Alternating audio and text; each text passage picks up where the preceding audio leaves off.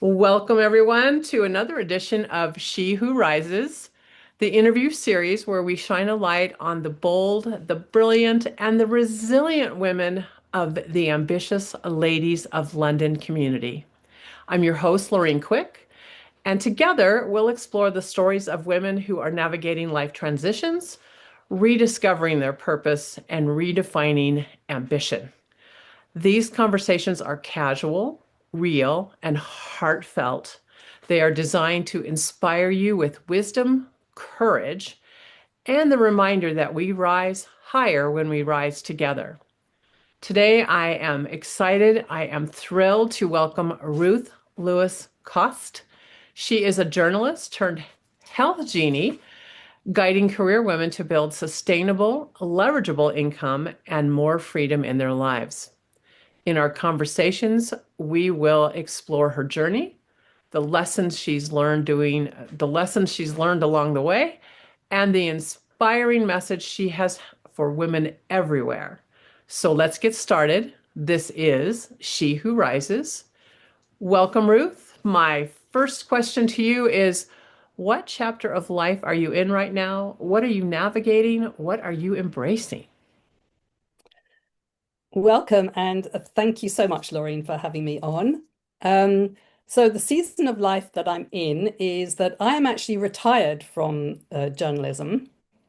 I was so burnt out that I took early retirement, but I was just over 60 when I did it. So, I was in that bracket. And knowing that I had always been a very sort of energetic person, always loved learning, always loved doing something. I knew that retirement for me was not going to be sitting around doing very little.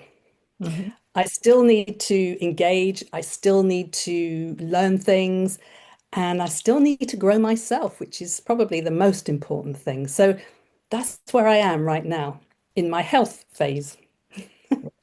Very nice. It's a great place to be. I'm always I'm 67 and I always tell people this is actually the best time of my life. It's Absolutely. all about me now. Yeah, exactly. No I'm one else. 68 and I agree with that. Absolutely. Yes, It's a wonderful time to be alive. Yes, indeed. really is. Yeah. Um, when you think about this stage you're in right now, this season that you're in, what has helped you stay connected to your purpose, or have you rediscovered your purpose in some way? Well, I mean, the business that I'm running, I actually started while I was still working full time in journalism. And honestly, had somebody have asked me then, what's your purpose in life? I couldn't have answered. Mhm. So by doing this business over the years, I have found my purpose, but there's a little story behind this. And so the brand that I work with and have my business with is very green, and I am a mentor to people. So I remember at the age of 20, I was feeling actually quite burnt out, which kind of makes me laugh now when I look back and think, seriously, at 20? Anyway, I did. I was. And I went to see a medium. She gave me lots of different things, but two things she said to me was she could see me surrounded by green. Well, I live in London and there's a lot of green around. So I just thought, okay, I mean, I'm already living near a place called Green Lanes and lots of green and, green parks. So I didn't really understand that. And then she said, and I see you teaching. And I thought to myself, no way do I want to be a teacher of anything. So I just kind of ignored it all. So fast forward to about 30 years, I suppose, no more actually. Um, One day after starting my business, and I'd had it for a few years by then, I suddenly literally stopped in my tracks and I got this sort of tingling feeling all over me. I thought, oh my God, look at what I'm doing. This is a green company because it's so sustainable. And I'm mentoring people, which is a form of teaching. And I still get goosebumps when I think of it. So I knew then that I had found my purpose. Isn't that amazing? That is a great story. A message from when you were really young to or the realization as you've Yeah. aged and gotten older that you are there. Yeah. Yeah, I take from that, we do find our way. Sometimes it's a straight line, but most of the time it's a wiggle zigzag and we don't know where we're going. But we do end Absolutely. up in the right place if we just keep going, right? Yeah, absolutely. Totally. Yes. Neat. And if you think about this process you went through as you have evolved in your business, how has friendship shaped your business journey or just even your personal life? It is, I'm realizing that obviously the people I'm now friendly with, mainly through my business, but as a result of that, through new people, new friends I'm making. Um, the friend group that I have, I've still got a lot of friends from way back, even when I was at school.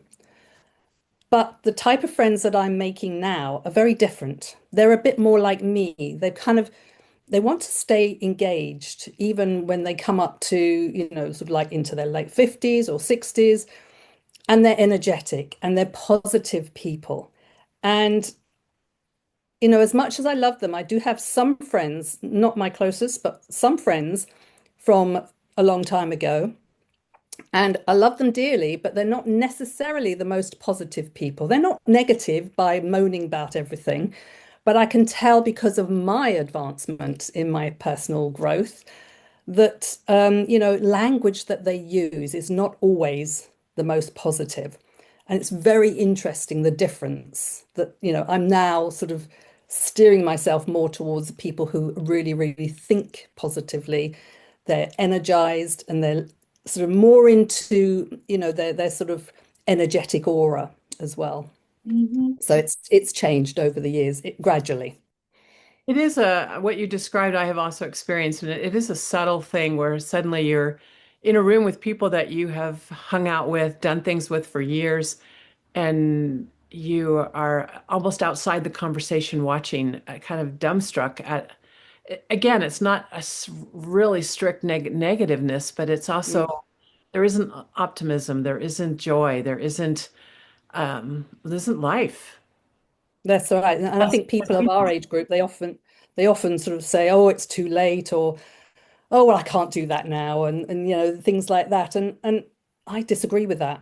And sometimes I say something, and sometimes I don't. But I disagree with that entirely. Well, I'm in agreement with you on that. I disagree. I thought you might be. All right. We can almost be sisters, maybe. So what shifts have you experienced in love, in leadership, in your confidence as you evolved into this beautiful, wonderful woman that you are? Well, in love, I have to say I have an absolutely wonderful husband who has supported me in everything, every quirky thing that I've done. And he's never questioned it. He just say, if you want to do it, that's fine. Go ahead. And I love that. So my relationship with him hasn't changed. I mean, it's grown, but it hasn't changed in a negative way at all.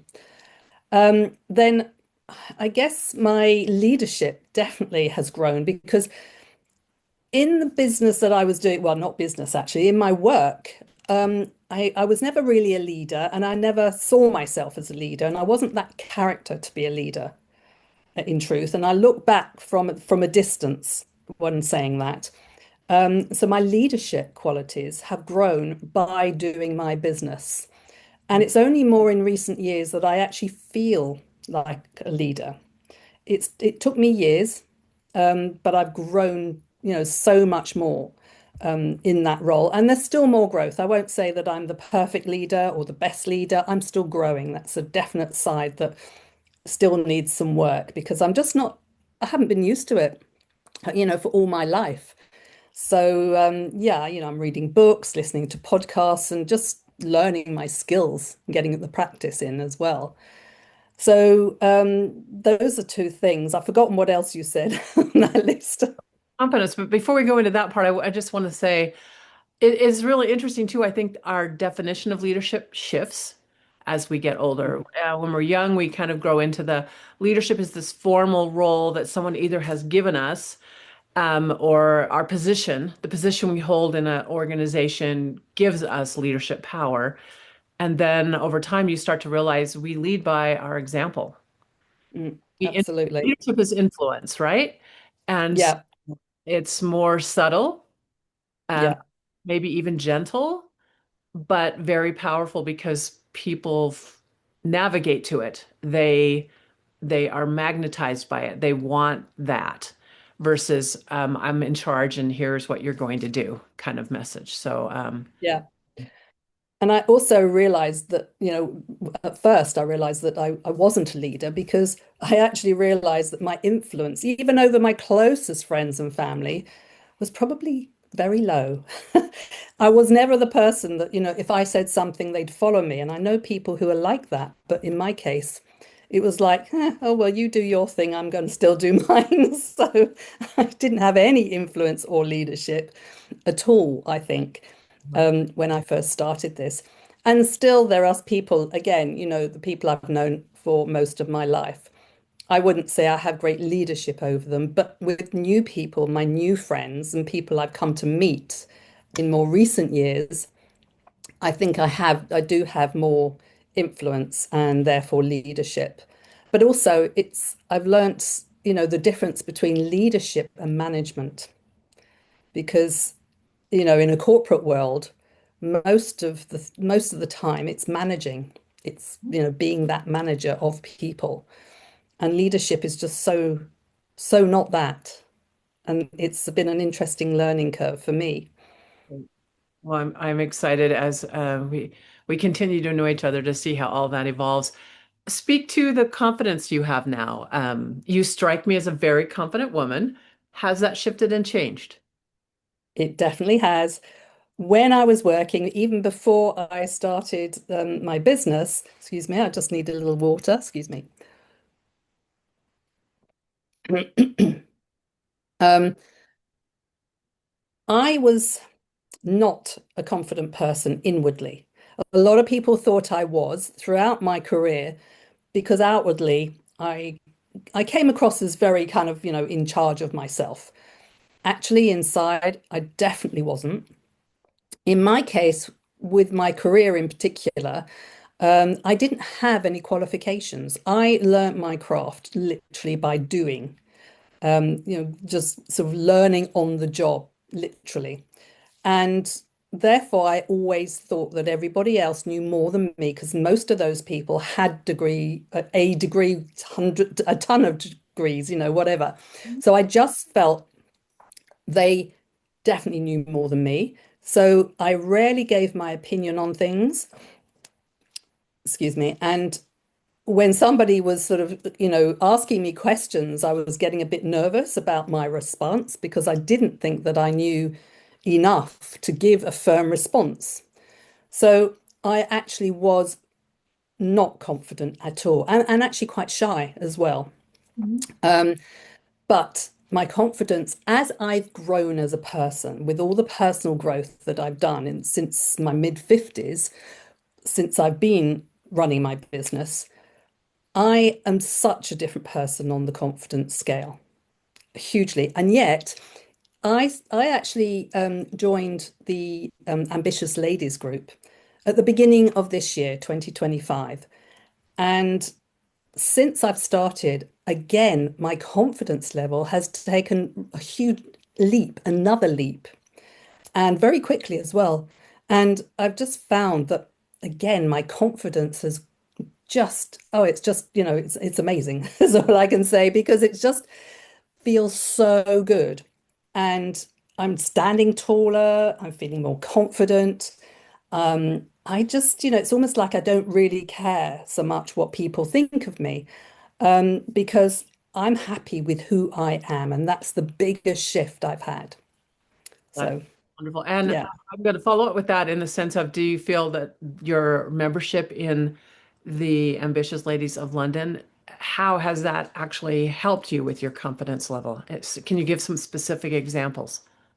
It's very subtle, but it's all down to actually sort of talking out or speaking out, I should say, being the one to, sort of give the talks. I mean, I've done that in the past, and because of my training as a journalist, I have actually done some broadcasting. I have, done sort of voice sort of packages, and in theory, I sounded confident, but I wasn't. But since I've done the sort of speeches or the talks with ambitious ladies, I feel so much more confident because I'm less worried about getting it perfect, and that's the key. Obviously, when you're broadcasting to a live audience, at the time I was broadcasting to wherever the World Service goes, which is all around the world, and I was doing it live. And I had to get it right and I had to be professional. And those constraints, I realized, made me so nervous that I did it actually quite badly. Now I'm so much more relaxed because I think, if I make a mistake or, it doesn't matter. I'm just being me. And by being me, not only obviously, as I said, I'm more confident and my me has risen up. Therefore, I feel less worried about talking to people, about sort of being on stage. And that confidence has just felt so good and so empowering. Wonderful. And that's the biggest thing I've had since being with the ambitious ladies. That is fantastic. Yes, I love that story. Um, Speaking of ambitious ladies, do you consider yourself an ambitious woman? And how do you define ambition?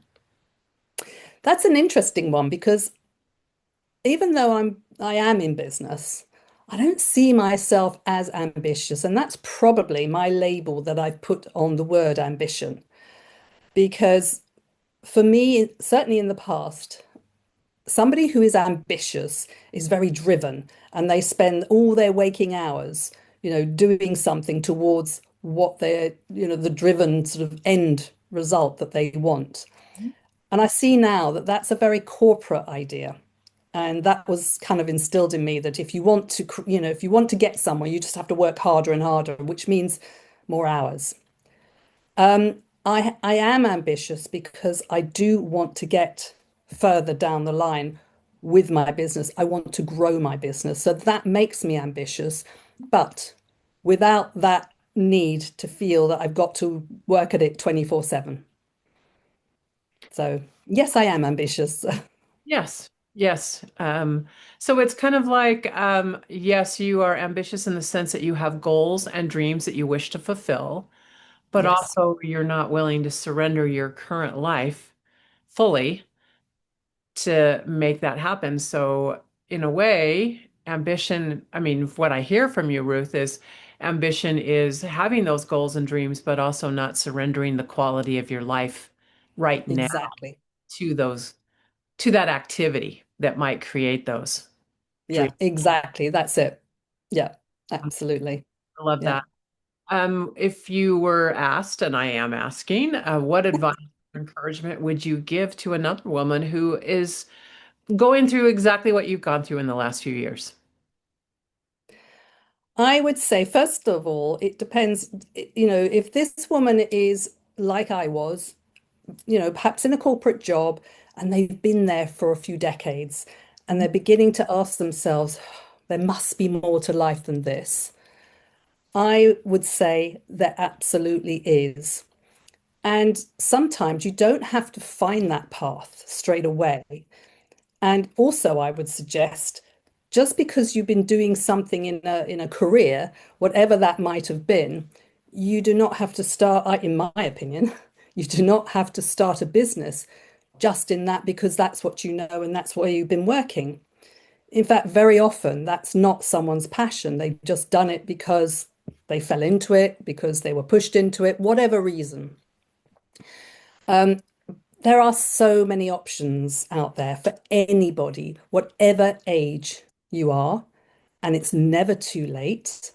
And I feel that it's about exploring options and being open to hearing about new things that you might never have even thought of, and not sort of, just really feeling whether this is right for you or not. I think a lot of it is down to we say gut feeling, don't we? But a lot of it is down to instinct. And you can learn anything. And it's just about being open, I think, and anybody can. Love it. So it's about being open to the possibilities seeking those that bring you joy and growing, Mm, allowing yourself to just grow into it versus, okay, well, I want to have a multi-million-dollar company in 1 year, and now I'm yeah, going to be a slave to that particular dream. Yeah. yeah, totally. Absolutely. And if there was a woman considering, I mean, you've already spoken a little bit about the power of being a member of Ambitious Ladies of London. If there was a woman considering joining, what advice would you give her? I would say do not hesitate because it's surprising what you can get from Ambitious Ladies. It depends on what you're lacking in yourself. You might not even know what that is. And I feel that by being a member, you will find it. And it's surprising. The community is wonderful and so supportive. Mhm. And particularly the people who are real, actual members, trusted members, because you get to know people better Mhm. and you have more access to things that Doreen offers as well, and you can grow yourself more. So But that, it is surprising. Sorry, I was just going to say, it, so that would be an investment that you would highly recommend. I absolutely would, and I don't normally like to invest in sort of in groups necessarily, but this I didn't even question it actually. It was again an instinctive decision to say yes and do it, and it has proved absolutely worth every penny that I spent. Wonderful. Well, thank you, Ruth, so much for sharing your story with us today and your wisdom. Your Thank you. reminds all of us that rising isn't just about achieving, it is also about courage, about growth, and about the power of showing up as our true, authentic selves. For those listening, if you would like to connect with Ruth, you can find her links listed in the show notes. And I would encourage you very much to reach out to her, continue on with this conversation, and support her work. For those listening, I thank you for joining us. This has been another episode of She Who Rises, where we celebrate the women of Ambitious Ladies of London who are leading with wisdom, with heart, and with courage. Until next time, my friends, keep listening, keep rising, keep shining, and remember, when one woman rises, we all rise together. Thank you so much. Thank you so much, Laureen, as well.